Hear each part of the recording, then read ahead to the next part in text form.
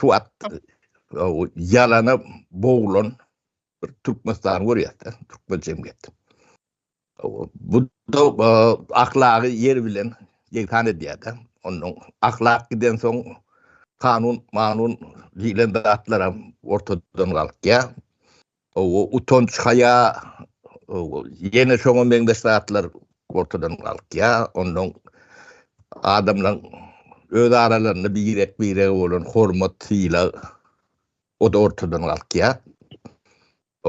Ondan näme edilýär? Ortada galýan zat bardyr. Şo pulun ýygyna şoň ýetir bolup, sebäbi pul näme-de bolsa bir ýerde bir zatlar çözýär-de. O kanun ýogum bolsa pul bersen çözmese hasulrak pul berip çözýär-de. Onun adamlar ölmejek bolsa şo ýa pulun awun etmeli. Onu bir gelecek bir gatlak edip bilýär-de. Ethaty näme? Ýurdy terk etmeli bolýar. Yalanyň, ahlaksyzlygyň bir jemgyýeti çüýre düşüniň ýa-ni suraty Türkmenistan. Ýöne Türkiýede de şoňa şu wagt ymtylýarlar-da.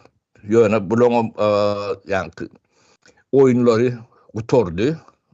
Yani en sonki nemeleri bulara da yani küçükteki yalak şah verdiler de düğünün yani şah o yine mat oluyor da Erdoğan'ın nemeti şol men ne terminolojisini aytıp bereyim şah mat Erdoğan çok şey aydiyan da ya kaç kutular ya ölüp kutular ya da